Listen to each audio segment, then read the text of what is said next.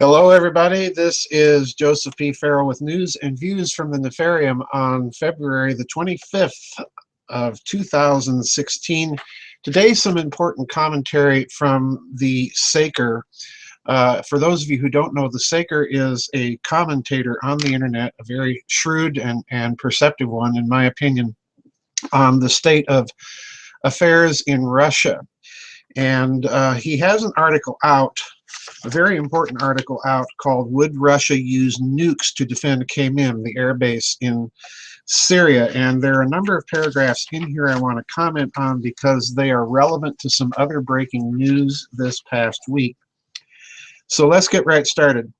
The article again is "Would Russia Use Nukes to Defend Khmeim?" And I want to read the first two paragraphs and then skip to some others in this article.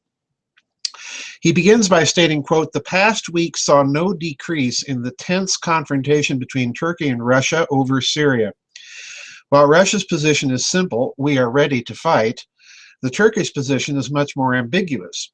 Turkish politicians are saying one thing, then the opposite, and then something else again. At times, they make it sound like an invasion is imminent, and at times they say that Turkey plans no unilateral invasion. Since a UN-authorized invasion of Syria will never happen, this means some kind of coalition of the willing, possibly NATO. The problem here is that the Europeans have no desire to end up in a war against Russia, and at the same time the US and France refuse to allow a UN resolution which would reaffirm the sovereignty of Syria. Yep, that's right. The US and France apparently think that the UN Charter, which affirms the sovereignty of all countries, does not apply to Syria. Go figure. There are persistent rumors that top Turkish military commanders categorically oppose any attack on Syria and that they want no part in a war with Russia, and I don't blame them, quite frankly, folks. And Saker says the same thing. He says, I don't blame them one bit, as they understand perfectly well two simple things. First, Turkey does not need a war. Only Erdogan does. And secondly, when Turkey is defeated, Erdogan will blame the military. There are also signs of disagreements inside the USA over the prospects of such a war, with the neocons backing Erdogan and pushing him towards war just as they had done with Saakashvili, while the White House and Foggy Bottom are telling Erdogan to cool it. So in other words, what he's pointing out there is something I've been suggesting before, and that is that there's a split in the formation of American policy in the Middle East between the White House and the State Department, that's Barack Obama and John Kerry on the one hand, and the intelligence Pentagon community on the other. Now continuing, as for the Turks themselves, they have shelled Kurdish and Syrian positions across the border, and on two occasions a small military force has been seen crossing the border. Now I'm skipping down to a couple of paragraphs here. Quote, furthermore, there appears to be some very bad blood between the USA and the Erdogan regime. Things got so bad that Erdogan's chief advisor, Sarif Malkok, said that Turkey might deny the US the use of the Incirlik air base for strikes against ISIL if the US does not name the YPG as a terrorist group. Erdogan later repudiated this statement, but the fact remains that the Turks are now directly blackmailing the USA. If Erdogan and his advisors seriously think that they can publicly blackmail a superpower like the USA, then their days are numbered. At the very least, this kind of irresponsible outburst shows that the Turks are really crumbling under the pressure that they themselves have created. Skipping a couple of paragraphs again. Still, the Russians are taking no chances, and they have put all their forces into high alert. They have very publicly dispatched a Tupolev Tu-14R, her most advanced intelligence, surveillance, reconnaissance aircraft. You can think of the Tupolev Tu-14 as an AWACS for the ground, the kind of aircraft you use to monitor a major ground battle. The regular Russian A-50Ms are already monitoring Syrian airspace. In southern Russia, the aerospace forces, and remember, Russia has now combined her air force and space forces into one service branch. In southern Russia, the aerospace forces have organized large-scale exercises involving a large number of aircraft which would be used in a war against Turkey. These would be Sukhoi 34s. The airborne forces are ready. The naval task forces off the Syrian coast is being augmented. The delivery of weapons has accelerated. The bottom line is simple and obvious. The Russians are not making any threats. They are preparing for war. In fact, by now, they are ready. This leaves an important question to be asked. What would the Russians do if their still relatively small forces in Syria are attacked and overrun by the Turks? Would the Russians use nuclear weapons? Now listen carefully. This is the nub of the article. At least one reporter, Robert Perry, has written the following, quote, "A source close to Russian President Vladimir Putin told me that the Russians have warned Turkish President Recep Tayyip Erdogan that Moscow is prepared to use tactical nuclear weapons if necessary to save their troops in the face of a Turkish-Saudi onslaught," unquote. Now that Saudi reference is very important, as we're going to see here in a minute. Is that really possible? Would the Russians really use nuclear weapons if things get ugly in Syria? Skipping down now. For one thing, the Russian task force in Syria is not an infantry tripwire like the 82nd Airborne was in Iraq in the Gulf War. The terrain and the opposing forces are very different. Secondly, the Russian contingent in Syria can count on the firepower and support of the Russian Navy in the Caspian and Mediterranean and the Russian aerospace forces from Russia proper. Last but not least, the Russians can count on the support of the Syrian military, Iranian forces, Hezbollah, and probably the Syrian Kurds, who are now openly joining the 4+1 alliance: Russia, Iran, Iraq, Syria, and Hezbollah, making it into a 4+2 alliance. Skipping a couple of paragraphs. The bottom line is this. The size and capabilities of the Russian task force in Syria has been expanding, and the level of collaborations between the elements of the 4+2 alliance has been increasing. Add to this the capability to deploy a regimental size and fully mechanized airborne force in Latakia if needed, and you will begin to see that the Turks would be taking a major risk if they attacked Russian forces, even if Russia does not threaten the use of tactical nukes. In other words, Russia can handle the Turks conventionally, and I tend to believe that that's quite true, and I would even go so far as to say that the Russians can handle the Turks and the Saudis with merely conventional forces. But remember that Saudi reference. We're going to get back to it. In fact, I don't see any scenario short of a massive US-NATO attack under which Russia would use her tactical nuclear weapons. Making predictions about what the Turks and their Saudi friends will do makes no sense. We are clearly dealing with two regimes which are gradually losing it. They are lashing out at everybody, including their US patrons.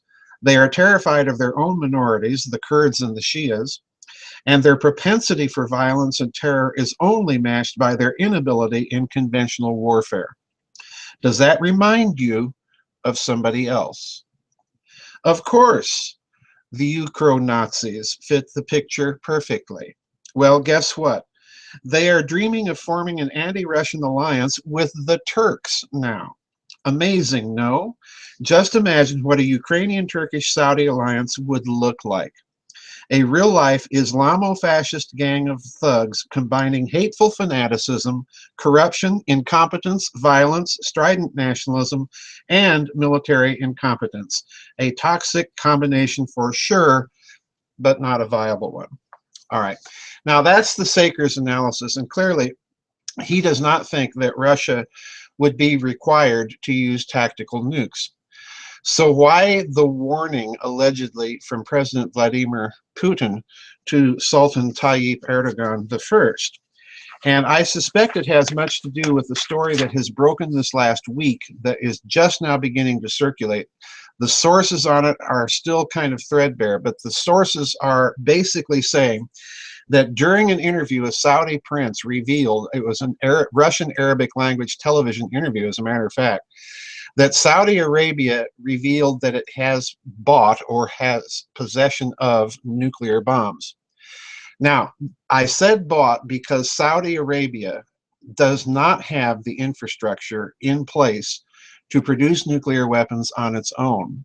So it had to purchase them from somewhere, and I can only see a few candidates that would be willing to sell that nut group nuclear weapons. The Pakistanis, surely the Iranians would never do that to the hated Sunni enemy.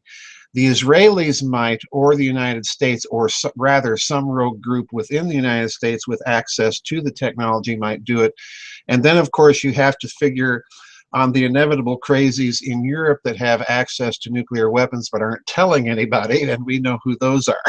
Okay, so the Saudis have come out basically and said that they have nuclear bombs, and they went further and asserted the fact that they might test this within a week.